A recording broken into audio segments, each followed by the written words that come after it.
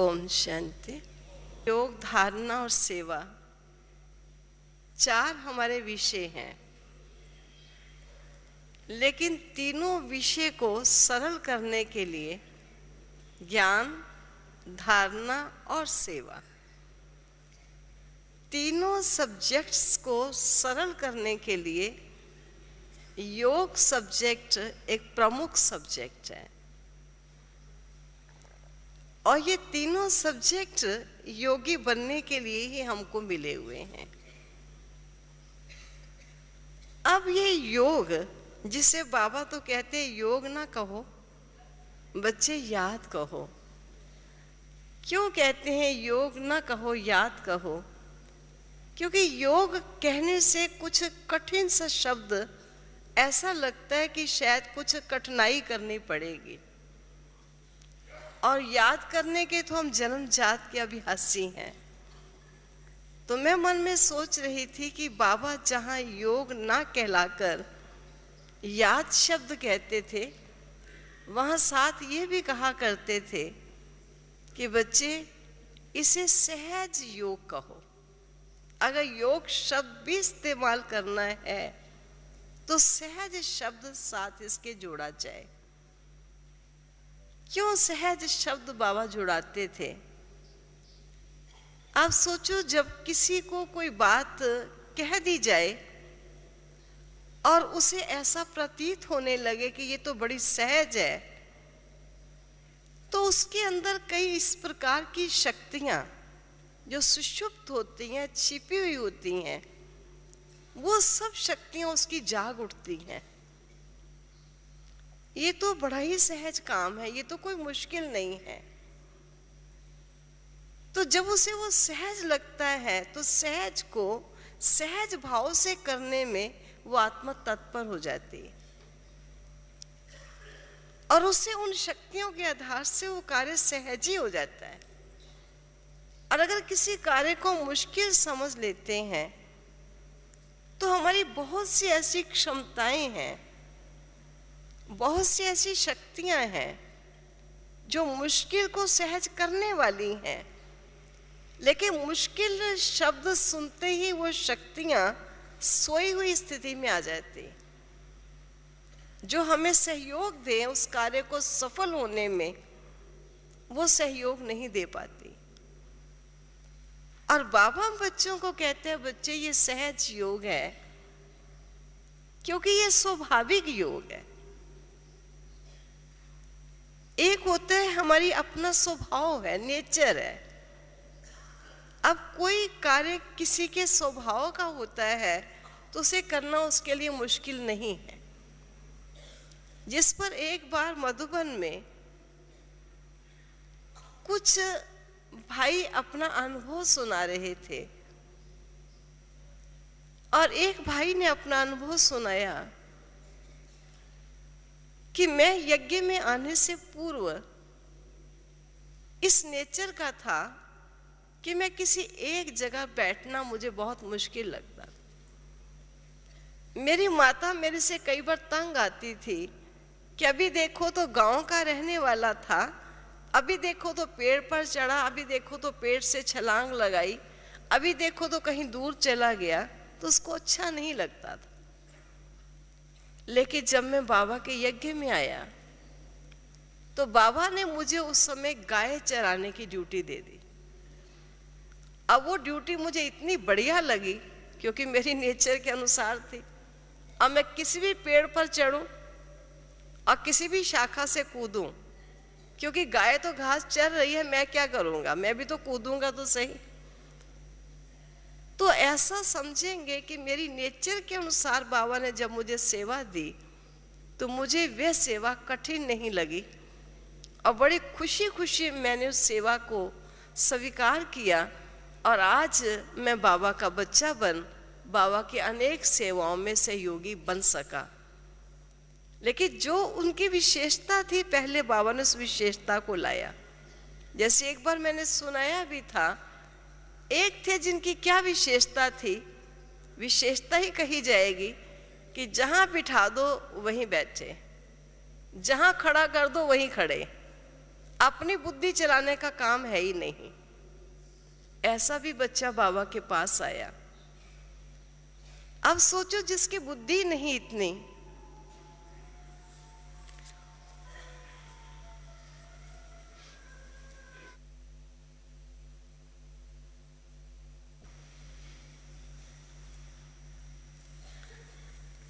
मैंने जो शुरू की स्टोरी वो सुनाकर पूरी करूंगी। तो मानो उनकी नेचर थी, नेचर कहेंगे, बहुत समय से कोई मनुष्य जैसा कार्य करता है उसका स्वभाव बन जाता है। लेकिन स्वभाव के साथ उनकी तो बुद्धि भी कुछ कम थी, लेकिन ये ज़रूर था कि जहाँ खड़ा करो वहाँ खड़े रहेंगे, जब तक के लिए कहो तब तक खड़े हैं। बैठने के लिए कहेंगे वहाँ बैठेंगे, जब तक के लिए कहेंगे तब तक बैठे।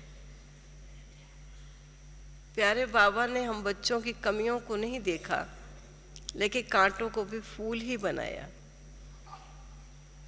तो बाबा ने उस बच्चे को ड्यूटी दी पहरे की। बड़ी सुंदर उसे ड्रेस बनवा के हाथ में डंडा दे दिया, एक विसल लगा दे दी हाथ में कि बच्चे जो अपने परिचित, जो बाबा के बच्चे यहाँ आए उनको तो आने दो, और जो बाबा का बच्चा नहीं है, बाहर के कोई अंदर आना चाहते हैं तो उनको रोक कर परमिशन ले लीजिए, पूछ लो, फिर उनको अंदर आने दो। अब वो इतना पक्का था कि उसको 6 घंटे खड़े हैं तो 6 घंटा वो खड़ा है, और कोई दूसरा नहीं अंदर आ सकता है जब तक वो परमिशन लेकर ना आए और उन्हें अंदर आने ना दे। अगर दूसरा किसी को पहरे पर देते तो हो सकता है कि वो एक जगह टिक ना पाता, कभी अंदर कभी बाहर, लेकिन वो तो खड़े हैं तो खड़े ही हैं, जो कह दिया वही करना है, उसके अलावा इधर से उधर नहीं होना है। हम कई बार ऐसा सुनाते हैं। उनको एक बार बड़ी दीदी जी हमारे थे, तो बड़ी दीदी की तबीयत ठीक नहीं थी, तो कहा कि तुम खड़े होना, आधा घंटा मैं रेस्ट करूंगी, अभी कोई अंदर ना आए, आधा घंटा मैं रेस्ट कर लूँगी। वो बाहर खड़े हो गए। अचानक दादी जी को कोई कार्य बना और दादी दीदी जी के कमरे में जाने लगे तो रोक दिया, नहीं, अंदर नहीं जाना, आधा घंटा अंदर नहीं जाना है। अब इतना पक्का आदमी हारे को मिल सकता है क्या? लेकिन बाबा ने उस कांटे को भी, दादी भी समझते थे क्योंकि कितनी उसकी बुद्धि है, किस प्रकार, वो तो सब जानते ही थे, लेकिन ठीक आधा घंटा उनको रेस्ट का उसने टाइम दिला दिया। तो मेरा ये कहने का भाव है कि जो मनुष्य की जन्मजात नेचर होती है, क्योंकि एक होती है एक्वायर्ड नेचर जो कहीं से ली जाती है, एक होती है हमारी नेटिव नेचर जो अपनी नेचर है, अपना स्वभाव बना हुआ है, उसके अनुकूल कोई भी कार्य किया जाए तो कार्य संभव होता है। तो बाबा ने जो हमको योग सिखाया, जो याद करना सिखाया, और जो याद की हम बच्चों को विधि बताई, वो हमारे स्वभाव के अनुकूल बताई। क्योंकि प्रत्येक मनुष्य के मस्तिष्क में ये 2 योग्यताएं तो होती ही हैं, जो विचार करना है वो करता है, जो नहीं विचार करना है उसको रोक देता है। ये हर एक में विशेषताएं हैं, और अगर किसी में इस विशेषता की कमी हो जाए तो डॉक्टर से दवाई लेने जाता है कि मेरे विचार बहुत चलते हैं, मुझे कोई ऐसी दवाई दीजिए कि ये मेरे विचार जब नहीं चलने चाहिए तो ना चले। वो बीमारी कहलाती। लेकिन जो मनुष्य के मस्तिष्क में विशेषता है, नेचुरल जो चीज़ उसके पास है, जिसका विचार करना है वो करता है, और जिस विचार को नहीं करना चाहता उस विचार को एक तरफ कर देता है। आज एक छोटा बच्चा भी रात को जब सोता है, खेल रहा है, हंस रहा है, खा रहा है, गा रहा है, लेकिन जब उसको नींद आती है, अब वो सब खेल, खाना, गाना सब एक तरफ, अब वो सो जाता है। उसे भी मालूम है ये विचार करना अब विचारों से निवृत्त।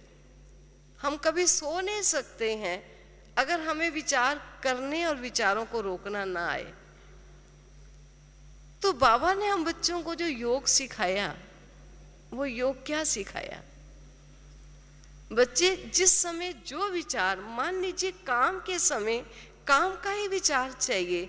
और अगर सोने के समय काम का विचार करते रहेंगे तो हम सो नहीं पाएंगे, रिलैक्स नहीं हो पाएंगे। इसलिए मनुष्य के अंदर ये एबिलिटी है, ये योग्यता है कि उस समय उसको ब्रेक लगा देता है और कहता है अभी अब सोना है, अब बस खत्म, अब सो जाइए।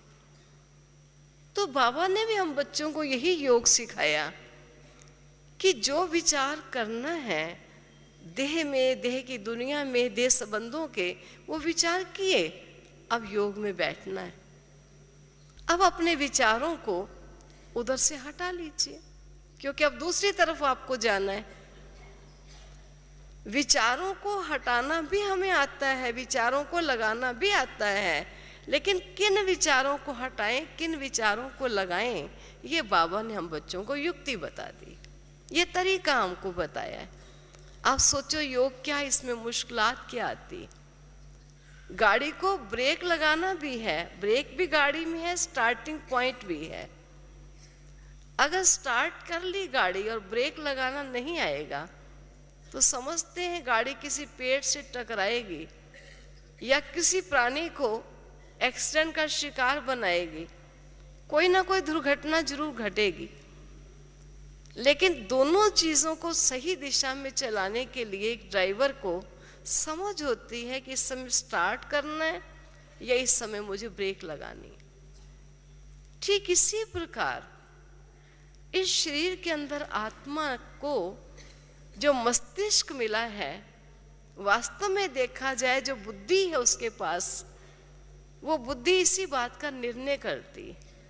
तो मैं इस बात को नोट कर रही थी कि कार्य सहज होता है जब हमारा एटीट्यूड ऑफ माइंड किसी कार्य को करने के लिए तैयार हो जाता है। और जब किसी कार्य को करने के लिए माइंड तैयार होता है तो उसमें उमंग भी होता है, उत्साह भी होता है, और हम कोई भी कार्य डट कर लेना चाहते हैं, क्योंकि मेरे में उमंग है, उत्साह है और मैं करना चाहता हूँ, ये करना चाहती हूँ। तो उसमें विशेष बात है कि जब हम इस स्थिति में स्थित होकर कोई कार्य करते हैं तो हमें सफलता अवश्य मिलती है। उसमें हमको मायूसी या डिवाइडेड माइंड होके जब करते हैं तो उसमें जो लैक ऑफ कॉन्फिडेंस हमारा हो जाता है, इसमें हमारा विश्वास बना रहता है और हम अपने किसी भी कार्य में सफल हो पाते हैं। तो मैं यही बात सोच रही थी कि वास्तव में देखा जाए तो हम सारा दिन दुनिया का व्यापार करते हैं, लेकिन बाबा ने हम बच्चों को कहा है, बच्चे अब तो दुनिया में बुद्धि लगाई है, अब तेरा काम क्या है, रेस्ट करना। अब आप सोचिए जब मनुष्य रेस्ट भी करता है तो रेस्ट के समय भी उसका रेस्ट किस प्रकार का होता है। सोते हम तो बॉडी की अवेयरनेस हम भुला देते, उस समय हम बॉडी को जैसे ढीला छोड़ देते। जब बॉडी को एकदम ढीला छोड़ देते हैं तब जिस लक्ष्य के लिए हम खटिया पर लेटे हैं और जो देह की दुनिया के संकल्प, देह के संबंधों के, धंधों के जो भी बातें हैं उन सब से रिलैक्स, और देह से भी हम रिलैक्स हो गए तो हम एकदम उस निद्रा की स्थिति में चले जाते हैं। मानो रिलैक्सेशन, एक तरफ से रिलैक्स हो गए और अब दूसरी तरफ हमने रेस्ट कर लिया। अब हमको बाबा ने क्या कहा हुआ है कि बच्चे जब तू देह और देह संबंध, देह दुनिया में जब तेरा कोई काम नहीं है, अब तू उससे अपने को रिलैक्स कर ले। आप सोचिए सोने के टाइम बॉडी को रिलैक्स करते हैं और जब जागते हैं तो कई थोड़ी अकड़ी सी लेते हैं, कई थोड़ी आंखें मसलते हैं, थोड़ा शरीर को अष्टपुष्ट करते हैं ताकि अब मैं पुनः शरीर से काम लेने वाला हूं। ठीक इसी प्रकार जागृत अवस्था और सोने की अवस्था, तो हम सोते हैं तो बॉडी के अवेयरनेस से दूर हटते, और जब हम फिर जागते हैं, मानो योग में जाते हैं, तो उस समय हम अपने स्वरूप में अब आने की कोशिश करते। अब हमको बाबा ने जो बताया कि तू कौन है, तेरा स्वरूप क्या है, तू कहाँ का वासी है, तो अपने योग्यताओं को, अपने वास्तविक स्वरूप को पहचान। जब हम पुनः उधर रिलैक्स होने लगते हैं और इसको अवेयरनेस को हटाते चले जाते हैं, तो ये हमारी नेचुरल नेचर है कि हम एक तरफ करते हैं, दूसरी तरफ को छोड़ते हैं। एक बात सोचते हैं तो दूसरी बात थोड़ी ढीली हो जाती है, उसको हल्का कर देते हैं। तो बाबा ने भी हमको जो योग सिखाया वो बड़ा सहज योग सिखाया। बच्चे तेरी नेचर है, तो एक बात सोचता है, दूसरी बात को थोड़ा हल्का कर देता है, और धीरे धीरे जिस बात में कॉन्सेंट्रेटेड हो जाता है, मन लगा लेता है, फिर दूसरी तरफ से मन तेरा हट जाता है और एकाग्र होकर उसमें लग जाता है। ठीक अपने मन को भी ऐसे ही बड़े सरल भाव से, जहां मन जा रहा है, देह दे संबंध दे दुनिया, अब हम बैठे हैं योग में, अब योग में बैठे हैं, अब देह संबंध दुनिया इनसे अब मुझे रिलैक्स हो जाना है। अब रिलैक्स होके मन को कहाँ ले जाना है, एक्टिव कहाँ बनना है। अब बाबा ने हम बच्चों को कहा कि बच्चे तेरी ये यात्रा भी है, क्योंकि वो जो हमारा धाम है, संसारिक रूप में भी हम कहीं यात्रा पर जाते हैं, कोई पवित्र स्थल होता है, वातावरण बड़ा शांत होता है, बड़ा पवित्र शुद्ध होता है, कहते जी बहुत आनंद की महसूसता जाने से पूर्व ही प्राणी को आने लगती है, कितने अच्छे स्थान पर जा रहे हैं, कितना रिलैक्स होंगे। तो बाबा भी हम बच्चों को यही बताया है कि बच्चे परम पवित्र प्यारा बाबा, जिसको हिज हाईनेस हिज होलीनेस से बढ़कर क्या तुम टाइटल दोगे, वो बड़े ते बड़ा बाप जहां है, जहां कोई भी दुनिया की आवाज, दुनिया का वातावरण नहीं है, जहां चारों तरफ शांति ही शांति है, ऐसे शांति के वातावरण में मन और बुद्धि को ले जाओ। पहले अपने सामने चित्र लाओ जहां आपको जाना है।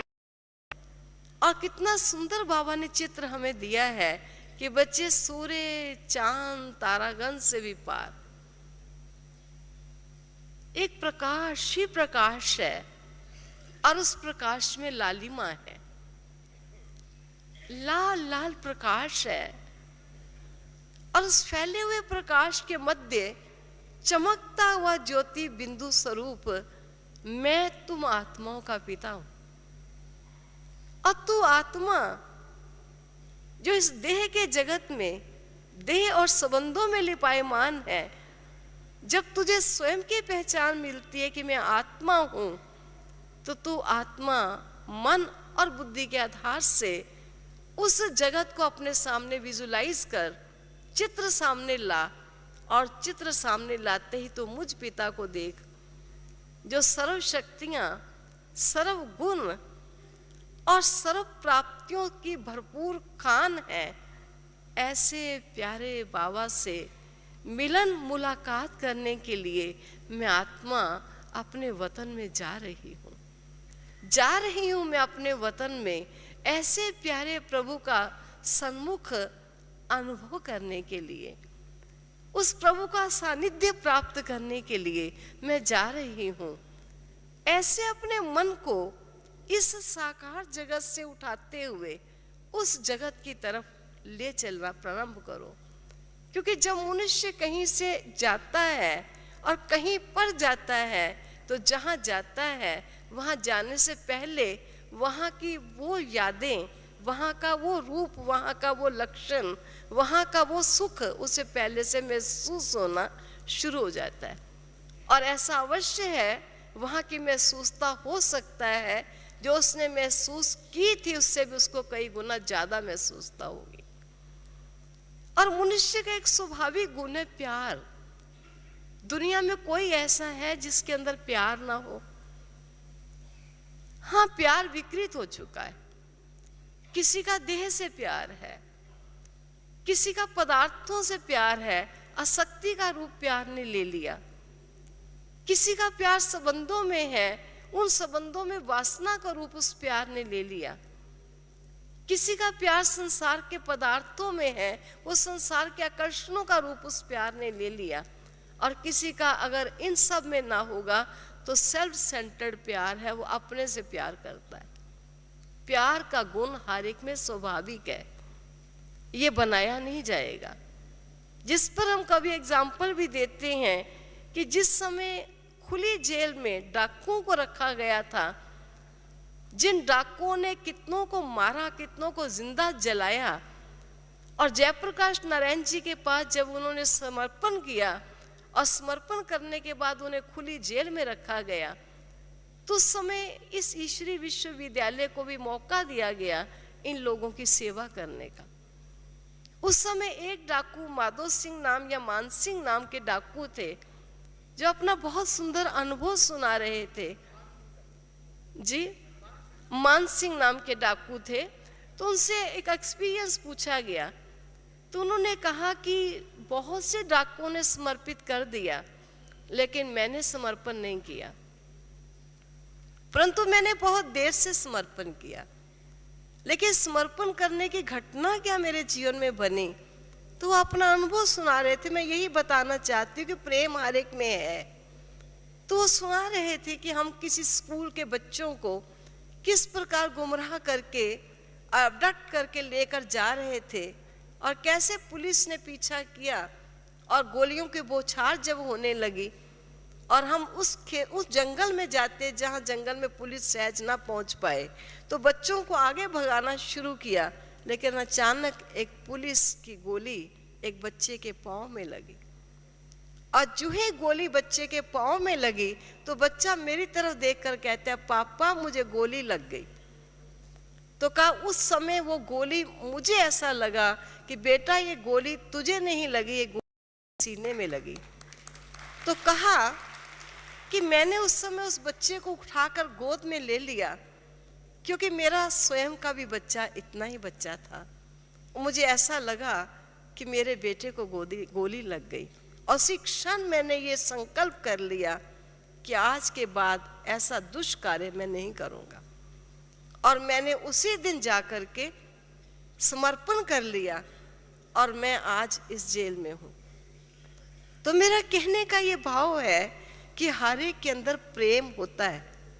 कोई मनुष्य ऐसा नहीं जिसके अंदर प्रेम नहीं है। लेकिन है क्या कि हम मनुष्य आत्माओं को जब देह का ज्ञान रहा, तो हमारा प्रेम देह और देह के जगत और देहधारियों में बट गया। तो जो प्रेम हमारा प्रभु के लिए था वो सूखा हो गया। यही कहने लग गए कि मन तो प्रभु में लगाना चाहते हैं, लेकिन मन टिकता नहीं है। और मन लगे कैसे? बाबा ने हमको कहा है कि लगन में मगन होना ही दूसरा नाम इसी का योग है। योग कोई अलग चीज नहीं है। मनुष्य प्रभु की लगन में मगन तब तक नहीं हो सकते हैं जब तक हृदय में प्रेम नहीं हो। और जब प्रेम हमारा देह और देह के जगत, देह के प्राणियों, देह के पदार्थों में बट गया, अब परमात्मा में प्रेम कहाँ से जाए? तो बाबा ने हम बच्चों को पहचान दी कि बच्चे तू ये देह नहीं है, ये तो तेरा नाशवान चोला है, तू तो देही है, तू तो आत्मा है, तू तो शुद्ध है, पवित्र है, तो अपने स्वरूप को पहचान। जब हम बच्चों को ये पहचान मिलती है, लेकिन एक है पहचान शब्दों में, केवल ज्ञान रूप से हमें पहचान मिली। एक है उस पहचान को हमने अपना स्वभाव बनाया कि सचमुच मैं देह नहीं लेकिन देही हूँ। और इस चीज का मैंने इतना अभ्यास किया कि मैं बार बार अपने स्वरूप की स्मृति में रही, और बार बार अपने स्वरूप को स्मृति में लाया कि मैं कौन हूँ, और ये सब प्राणी जगत के ये सब कौन है? ये सब मेरे ही बाबा की रचना है, लेकिन इनमें से कौन है मेरा मामा, कौन है मेरा चाचा? जो मेरा है वो तो गायन उसके लिए गाया गया है कि तू ही माता है, पिता है, बंधु है, सखा और स्वामी है। मेरे तो सर्व संबंध, सर्व नाते उस प्रभु से हैं, और जो सर्व संबंधों की सक्रीन है और जो सर्व संबंधों की रचना मुझ प्राणी को चाहिए, वो मुझे तो मेरे ही प्यारे पिता से प्राप्त हो सकती है। मुझे प्राणी मात्र जगत का इन रचनाओं को प्राप्त नहीं करा सकता है। जब मनुष्य आत्माओं में ये समझ बैठ जाती है, जो रियलिटी है, वो जो हमारी नेचर है प्यार की, जो हमारा प्यार देह और देहधारियों में बट चुका था, वो प्यार हमारा इससे निकलता है। निकलता का मतलब क्या है? ऐसा नहीं जिसको बाबा ने कहा क्या अब उनसे नफरत करने लग जाओ या उनसे अलग होने लग जाओ या उनसे प्यार ना करो। नहीं, उनसे जो हमारा प्यार है वो दैहिक संबंधों का एक रोल है, उस रोल में हमारा संपूर्ण प्यार है, सम्मान है। लेकिन जो आत्मा का रियल प्यार का स्वरूप है, जिससे उसको जो प्यार प्राप्त होना है, जो सर्व संबंधों की अनुभूतियां प्राप्त होनी है, वो आत्मा को परमात्मा के संबंध से ही हो सकती। तो जब हमको ये पता चलता है कि आत्मा के सर्व संबंध बाबा के साथ है, तो बाप के प्रति हमारा वो जो प्यार है वो पवित्र बनना शुरू हो जाता है। प्यार तो हम में है, लेकिन देह संबंध दुनिया में जाते जाते प्यार की शुद्धि खत्म हो जाती। प्यार आसक्ति का रूप ले चुका होता है, प्यार वासना का रूप ले चुका होता है, प्यार मोह का रूप ले चुका होता है, प्यार लोभ का रूप ले चुका होता है। लेकिन जब हमारा प्यार बाबा से होता है तो हमारा प्यार शुद्ध हो जाता है। और जब प्यार में शुद्धि होनी शुरू हो जाती है तो हमारा सबसे प्यार होना शुरू हो जाता है। सब हमको अपने लगते हैं, कोई भी हमको पराया नहीं लगता है। जिसको बाबा हमेशा कहते हैं सब हमारे हैं, हम सबके। बड़ी अच्छी यहाँ पर अपने एक भाई कहानी सुना रहे थे कि एक बीरबल और अकबर के बहुत किस्से प्रसिद्ध हैं, तो वो सुना रहे थे, मैंने यही सुनी थी वो गाथा। तो उस समय उन्होंने कहा कि जब बीरबल का टेस्ट एक राजा ने लेना चाहा, वो राजा को जानते नहीं थे, लेकिन राजा ने सुन रखा था कि बीरबल की बुद्धि की बहुत विशेषताएं गाई गई हैं। तो उन्होंने अपने राजमहल में उनको आमंत्रित किया, लेकिन बीरबल ने उन्हें कभी देखा नहीं था। जो ही वो आए तो उनको कुछ समय गेट पर ठहरा दिया गया, लेकिन राजा के पास राजा ने सभी को, वजीर अमीर जितने भी बैठे थे, सभी को अपने जैसी ड्रेस पहना दी, अपने जैसा ताज पहना दिया, अपने जैसा तख्त, और सभी एक ही प्रकार की सभा बनकर बैठ गई। लेकिन जब अंदर गए बीरबल, तो बीरबल अंदर जाते ही सीधे राजा के पास पहुंच गए और जाकर उनको नतमस्तक हो गए। राजा आश्चर्यचकित हुए कि इन्होंने मुझे आज तक नहीं देखा, फर्स्ट टाइम देखा है, और ये सीधे ही मुझे आकर नतमस्तक कैसे हो गए। आखिर बीरबल से पूछा गया कि बीरबल, हम सभी यहाँ एक ही ड्रेस में, एक ही वेशभूषा, एक ही प्रकार का ताज और तख्त में बैठे हैं, लेकिन आपने मुझे ही आकर के क्यों नमस्कार किया, आपने कैसे पहचाना? तो बीरबल ने यही उत्तर दिया कि राजन, आपकी तरफ सब देख रहे थे, लेकिन आप सबको देख रहे थे और सबकी आपकी तरफ देख रहे थे। वो सब आपको देख रहे थे, आप सबको देख रहे थे, सब आपको देख रहे थे। तो मुझे समझ में आ गया कि आप ही राजा हो। तो ये गाथाएं बनी हुई हैं कि सबको हम देखें, हमको सब देखें। ये राजपद प्राप्त करने वालों का चिन्ह है। वो सभी को अपना देखें और सब उनको अपना देखें। और ये तब तक नहीं हो सकता जब तक हमारा प्रेम शुद्ध प्रेम नहीं बनता है।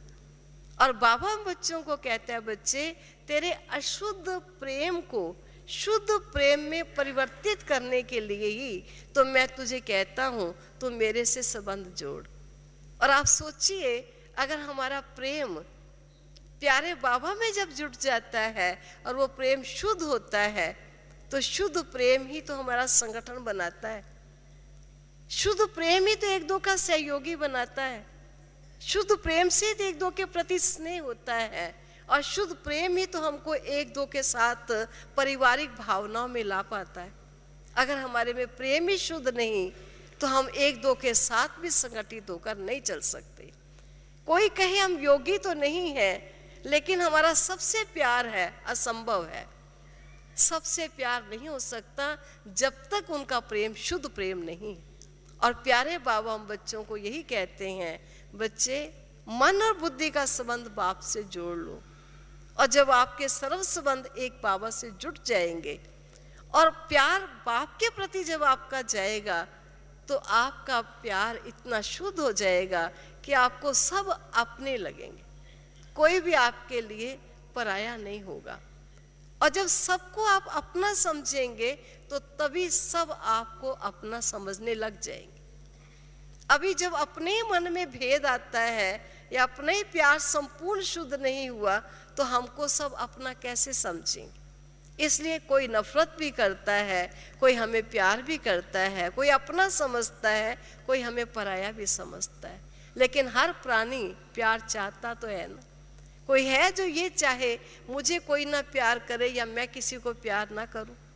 सब चाहते हैं हमको भी सब प्यार दे और वो भी सबको प्यार करना चाहते हैं, लेकिन प्यार हमारा शुद्ध प्यार चाहिए। इसलिए बाबा हम बच्चों को कहता है मैं तुझे शुद्ध प्यार देता हूँ। और शुद्ध प्यार के लिए बाबा हम बच्चों को कहते हैं कि बच्चे केवल मात्र अपने प्यार को बदलना भी तुम्हारे पास नेचर है, नेचुरल है। वो आपको बचपन की ये बातें हैं, जब आप ज्ञान में शुरू में आए होंगे तभी आपने सुना भी होगा कि प्यार करना भी आता है, प्यार बदलना भी आता है। कोई ये नई बात तो है नहीं कि बहुत समय का देह संबंध देह दुनिया से प्यार जुट गया है, अब प्रभु से प्यार कैसे करें। ये तो हमारी नेचर है, जो चित्र बना हुआ है कि छोटा बच्चा भी माँ बाप से प्यार करता है, माँ बाप से प्यार के पश्चात दोस्तों से करता है, पत्नी से करता है, बच्चों से करता है, और धीरे धीरे उसका प्यार कितना परिवर्तित होते होते कहाँ से कहाँ चला जाता है।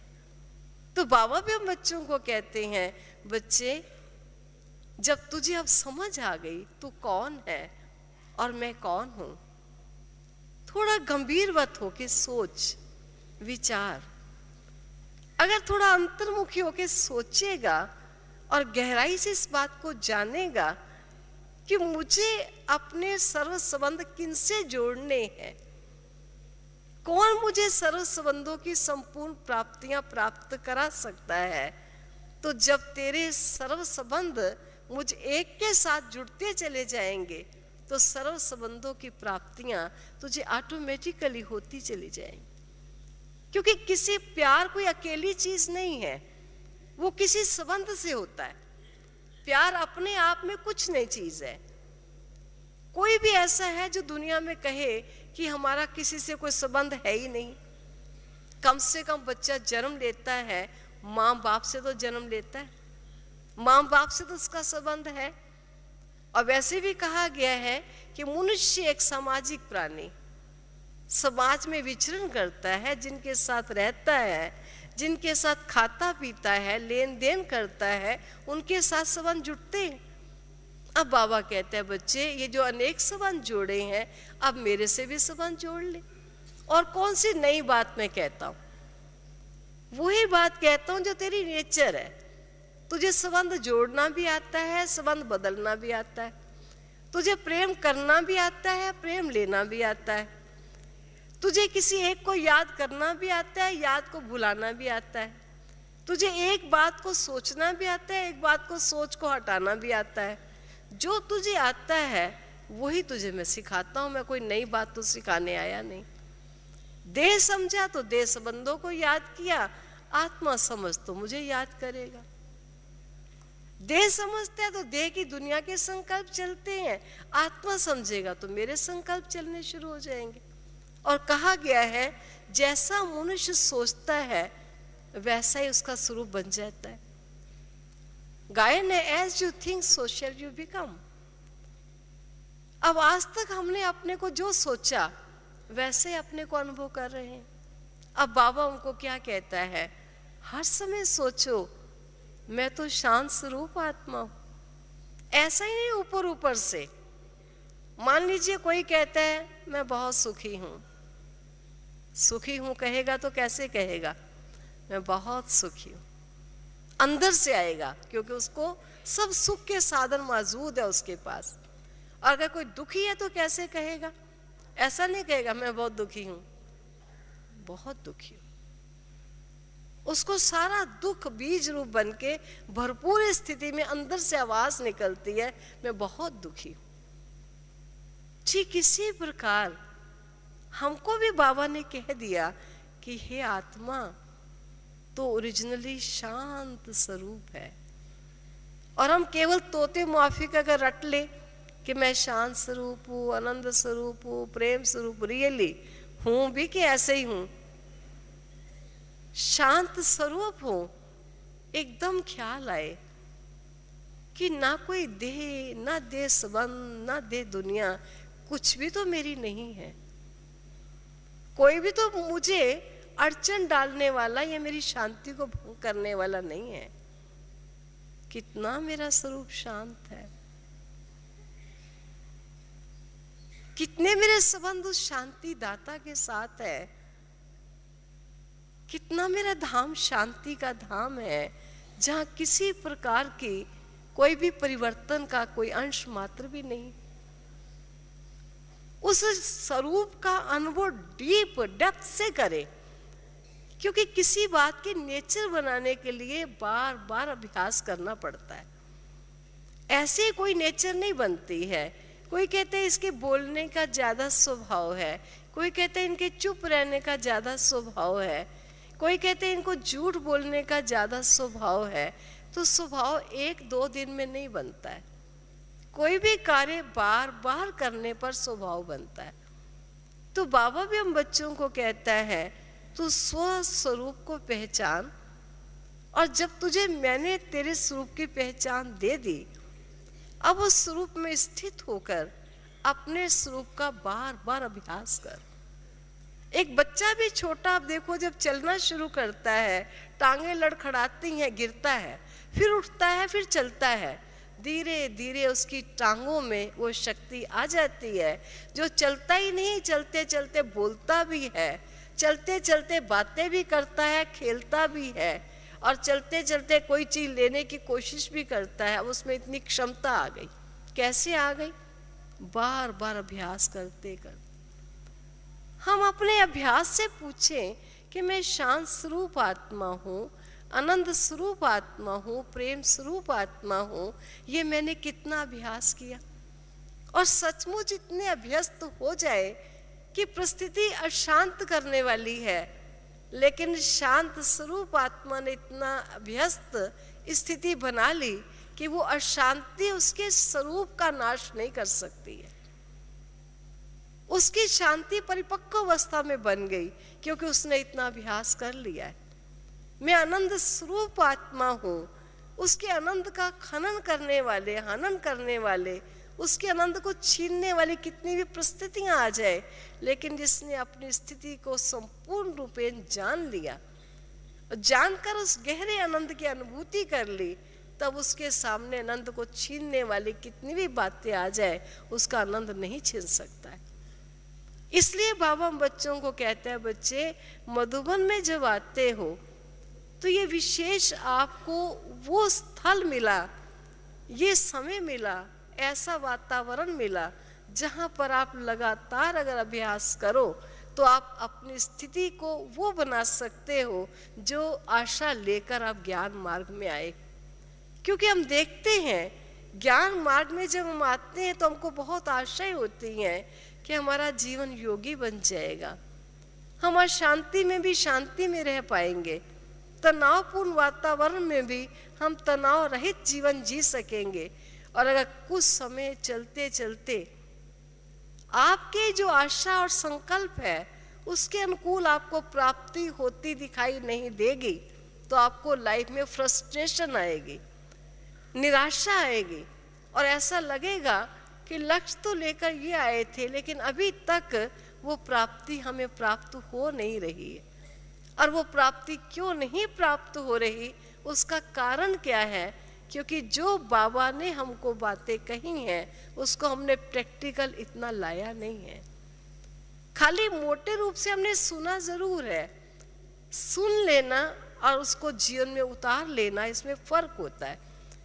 तो जब मधुबन में आते हैं, जो है ही तपस्या भूमि, ऐसी भूमि पर मैं ऐसा समझती हूँ कि इतना सुंदर सुअवसर है कि हम कुछ समय इस अभ्यास को लगा दें।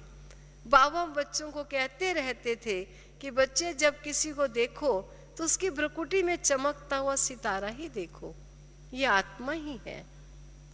क्योंकि जिस समय हम दुनिया में जाते हैं तो संसार बड़ी उल्टी सी बातें कहेगा, खाली अभ्यास ही नहीं, इसके साथ नियम और मर्यादाएं भी हैं। कई बार हम कुछ अभ्यास तो करते हैं लेकिन संपूर्ण नियम और मर्यादाओं में नहीं चलते, और जब हमारे पास संपूर्ण नियम और मर्यादाएं नहीं होती हैं तो वो जो अभ्यास है वो भी हमें मंजिल की तरफ नहीं पहुंचने देता है। ये सब चीजें आपस की ओत-प्रोत चलती।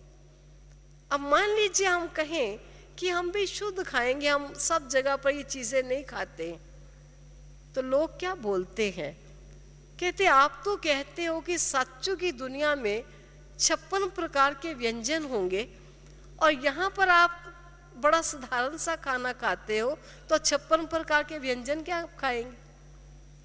अरे खाओ पियो मौज लूटो, तभी तो वहां खा सकोगे, वैरायटी लोग मिलते। और कई बार लोग कह देते हैं, कहते हैं कई पाप हमने किए, बाबा कहता है ना कि बच्चे योग लगाएंगे तेरे पाप क्षमा हो जाएंगे। अब रिटायर होने वाले 2-4 पाप और जो है वो भी करा लेवे, फिर रिटायर होकर के काम से निवृत्त होके करना ही क्या है, योगी तो लगाना है, वो भी नाश कर ही लेंगे।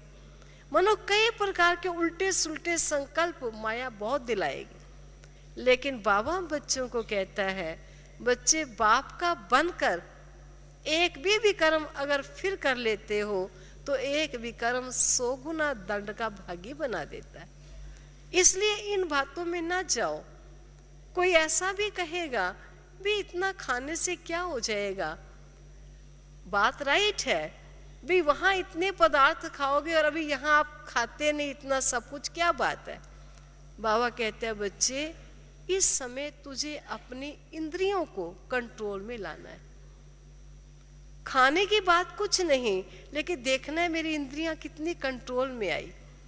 जिसमें एक बार गुलजार दादी जिसने एक ने प्रश्न पूछा कि दादी जी बाबा कहते हैं अंत टाइम ऐसा आएगा कि 5 तत्व इकट्ठे मिलकर उपद्रव मचाएंगे, उस समय कहाँ से खाना मिलेगा, कहाँ से पानी मिलेगा। क्यों नहीं हम वो अभ्यास करें कि कभी कभी हम खाना छोड़ दें, किसी दिन ना खाएं या किसी दिन जल ना पिएं, ताकि हम बहुत समय का अभ्यास अगर होगा तो ऐसे आने वाले टाइम में हम मुकाबला कर सकें। तो दादी जी ने बहुत अच्छी बात कही, कहा हमें खाना छोड़ने की आवश्यकता नहीं है। कोई ऐसा दिन नहीं आया यज्ञ में, चाहे बैगरी लाइफ चली, बाबा ने जंगल में ले जाकर बच्चों को चेरी खिलाई हो या गुड़ को सोडा डाल के बड़ा करके चॉकलेट बना के खिलाया हो, लेकिन कभी बाबा ने बच्चों को भूखा नहीं रखा। हम ऐसा व्रत नहीं रख सकते हैं, लेकिन हमारा व्रत क्या चाहिए, आसक्तियों से वर्ती। मेरी आसक्ति ना हो, कुछ भी हम खाते हैं स्वीकार करते हैं, हम आसक्त होकर स्वीकार करते हैं, या जो शरीर की उपयोगिता है, जो शरीर की आवश्यकता है, आवश्यकता के अनुकूल उसे देते। अगर हम आसक्ति रहित हैं तो समय ऐसा आएगा कि हम आने वाले टेस्ट में पास हो जाएंगे। और अगर हमारे में आसक्तियां हैं, खाने की है, पहनने की है, घूमने की है, देखने की है, सुनने की है, जो भी आसक्तियां हैं, अंत में ये आसक्तियां ही प्राणी को धोखा दे जाएं। इसलिए आज भी भोजन है, खा सकते हैं वैरायटी, लेकिन हम कई बार ऐसा समझते हैं कि आसक्ति वश तो कोई चीज स्वीकार नहीं हो रही है। अगर आसक्तियां हैं तो आप सोचिए इस समय इंद्रियां जीत बनेंगे तो बाबा कहते हैं बच्चे तुझे 56 प्रकार के व्यंजन प्राप्त होंगे, लेकिन इंद्रिय जीत बनने वाले के सामने प्रकृति भी गुलाम बन जाएगी। तुझे अभी प्रकृति को गुलाम बनाने के लिए अपनी इंद्रियों पर जीत प्राप्त करनी है। साचू की दुनिया के देवताओं को देखो, कितना सजा सजाया, कितने जेवरात, क्या क्या नहीं उनको दिखाते। कोई कहे अभी तो सफेद साड़ी पहन ली आप लोगों ने, ना कान ना हाथ में, अगर गर्भस्थ में रहने वाले पहनते भी हैं तो थोड़ा कोई इतना ज्यादा नहीं करते हैं। ये क्या, साचू के देवता तो सब कुछ करते थे? नहीं, साचू के देवता सब कुछ करते थे, लेकिन वो आसक्तिवश नहीं करते। जिस समय इंद्रियां कंट्रोल हो जाती हैं, सब पदार्थ हैं, लेकिन उस समय पदार्थ की वैल्यू नहीं है। उस पदार्थ के सुख देने वाले को ये होता है कि मेरा मालिक मुझे स्वीकार करे। जिसकी मैं एक बात आपको सुनाकर पूरा करूंगी, क्योंकि हमको भी 12:30 दादी जी के पास जाना था। तो जैसे एक बार अपनी दादी जानकी जी ने बहुत अच्छी बात कही, तो मैं कई बार वो एग्जाम्पल सुनाती हूँ। तो हम कुछ समय हुआ जब दादी जी के साथ बाहर देश किसी में थे, तो दादी ने कहा, देखो मैं तो अपने हाथ में पर्स भी नहीं पकड़ती, कभी मैं पर्स नहीं पकड़ती अपने हाथ में, कभी मैंने अपनी कार नहीं ले रखी है, कभी बारिश में मैं छाता लेकर नहीं चलती हूँ, कभी मैंने अपना बैंक बैलेंस नहीं रखा है। तो सुन तो सब रहे थे, और उस समय ऑल नेशंस की टीचर्स का प्रोग्राम था। तो सभी टीचर्स थोड़ा आपस में बातचीत होने लगी कि दादी जी के साथ तो 4 आदमी होते हैं, पर्स उनके हाथ में होगा, दादी जी क्यों पर्स उठाएंगे, छाता दूसरा पकड़ेगा, दादी जी क्यों छाता पकड़ेंगे, बात तो राइट है। कार दूसरा लेकर चले, दादी जी को अपनी कार रखने की क्या जरूरत है, हम तो स्वयं जाएंगे तो पर्स उठाएंगे, छाता पकड़ेंगे, अपना बैंक बैलेंस थोड़ा रखना पड़ेगा जरूरत पड़ जाए। लेकिन नहीं, हम उस बात को सोचिए जब हमने बड़ों ने कहा, उनके कहने का भाव क्या, और आज हम उस राज को समझें कि मान लीजिए दादी ने कहा कि मैं छाता नहीं पकड़ती, परंतु उन्होंने अपनी स्थिति को इतना श्रेष्ठ बनाया, इतनी आत्माओं की जिगरी सेवा की कि आज जरा सी वर्षा की बूंद शुरू होती है और एक देखता है दादी आ रही है, 4 छाता लेके भागते हैं कि दादी हमारे छाते में आ जाओ, दादी वर्षा है। दादी को छाता लेके जाने की क्या जरूरत है। उन्होंने अपनी स्थिति को ऐसा बनाया कि हर एक अपने छाता में दादी को लाना चाहता है। मुझे याद है लंदन में हर एक की टर्न बन जाती है, दादी आज किसकी कार में जाएगी, वो कहता है दादी आज मेरी टर्न है, मेरी कार में चलना है। क्योंकि दादी हर एक की वो जिगरी सेवा करती हैं जो हर एक समझता है मेरी कार में दादी बैठी। अभी आपके पास कार हो, जानकी दादी कहे भैया मैं तो आपकी कार में आज चलूंगी, वहां से दादी कॉटेज में जाना है, आप देखिए भाग भाग के आप कार लाएंगे, गेट पर लाके खड़ी करेंगे, दादी जी चलिए मेरी कार में आप। क्यों? उन्होंने अपने जीवन को ऐसा संयम में ऐसा श्रेष्ठ बनाया है जो प्रकृति उनकी दासी बनी। हम ये नहीं कह सकते हैं भाई हमें तो पकड़ना ही पड़ेगा, हमें तो करना ही पड़ेगा। क्यों नहीं हम भी अपनी इतनी स्थिति बनाएं, इतना इंद्रिय जीत बने, इतनी प्राणी मात्र की सेवा करें कि हमारे भी प्रकृति अधीन बन सके ना। बाकी हम किसी को ये कह दें कि ऐसा कैसे होगा, तो बाबा हम बच्चों को कहते हैं बच्चे जितना जितना मेरी याद में रहोगे और जितना जितना याद का अभ्यास बढ़ाते चले जाओगे, जो बाबा ने आपको कहा है उसको बार बार प्रैक्टिस में लाते चले जाओगे, आपका स्वरूप स्वाभाविक हो जाएगा। आपको याद करना नहीं पड़ेगा, लेकिन आपकी याद सहज हो जाएगी। और मैं तुम्हें कोई कठिन मार्ग नहीं बताने आया, जो तेरा स्वभाव है, संबंधों में रहना तेरा स्वभाव है, मैं तेरे सर्व संबंधी हूँ। यादों को बदलना तेरा स्वभाव है, मैं तेरी याद को अपनी याद में बदलता हूँ। दुनिया में रहते हुए, देह में रहते हुए देह को भूल जाना और निंद्रा की अवस्था में आ जाना या शरीरी बनने का अभ्यास, ये तेरा स्वभाव है, ये मैं तुझे स्वाभाविक बात सिखाता हूँ। तो बाबा हमको कोई मुश्किल रास्ता नहीं दे रहा, बहुत सरल बातें सुनाते हैं। लेकिन कई बार हम बाबा की सरल बातों को कभी तो सरल समझ के छोड़ देते हैं, और कभी उनकी सरलता को ना जानने के कारण कठिन रास्ते अपनाते हैं, सफलता नहीं पाते और अपने जीवन में कुछ निराश या हताश हो जाते हैं। तो मैं ऐसा समझती हूँ कि हम प्यारे बाबा के बच्चे जब बाबा के घर में आए हैं, तो हम प्रथम लेसन से लेकर अंतिम लेसन तक चलें, लेकिन प्रथम लेसन ही अंतिम लेसन बनना है, वो हम भूल न जाए। एक दो को आत्म दृष्टि से देखते हुए प्यारे बाबा के संबंध में रहकर अपने स्वरूप की कभी विस्मृति में ना आ जाए। ओम शांति।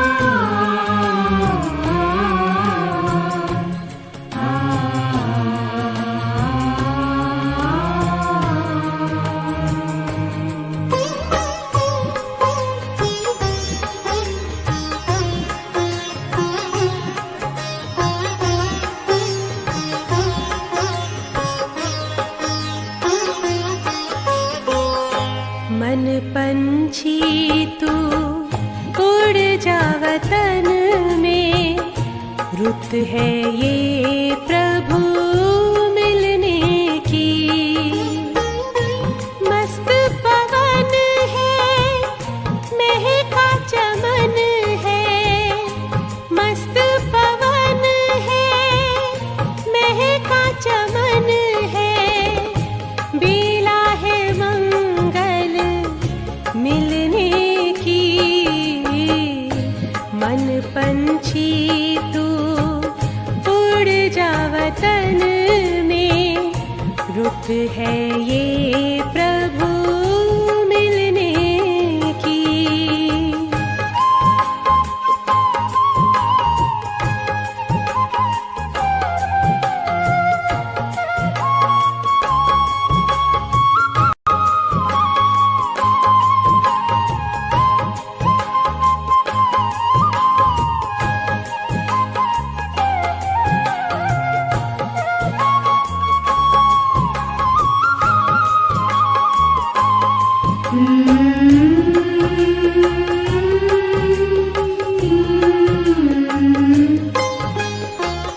बादल की छाँव से, तारों के गाँव से, पार चला जा जग की हवाओं से, पार चला जा जग की हवाओं से। छोड़ के पीछे नील गगन को, ये घड़ी है प्रभु मिलने की। मन पंछी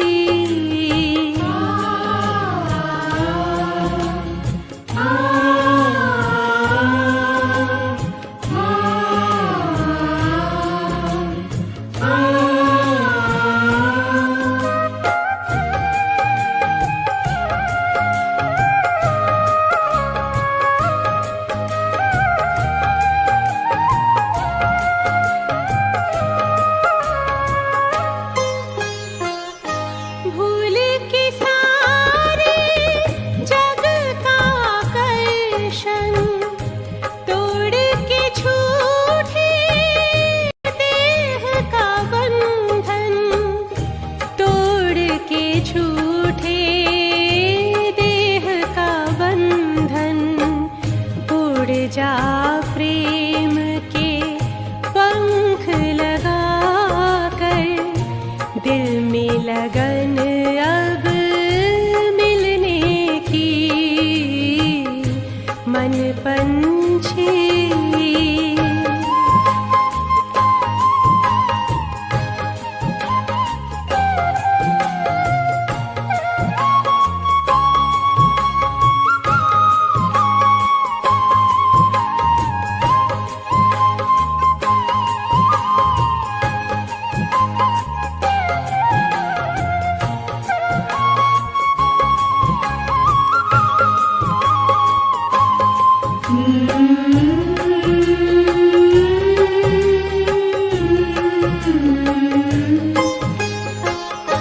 सुख में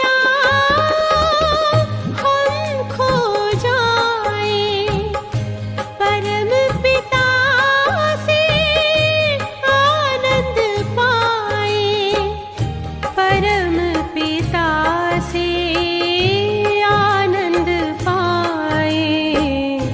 प्रभु मिलन के परम सुखों से कलियां खिलती है तन मन की। मन पंछी तू उड़ जा वतन में, रुत है ये प्रभु मिलने की। मस्त पवन है, महका चमन है, मस्त पवन है, महका चमन है, बेला है मंगल मिलने की। मन पंछी तू उड़ जा वतन में, रुत है है ये प्रभु मिलने की मन पंछी।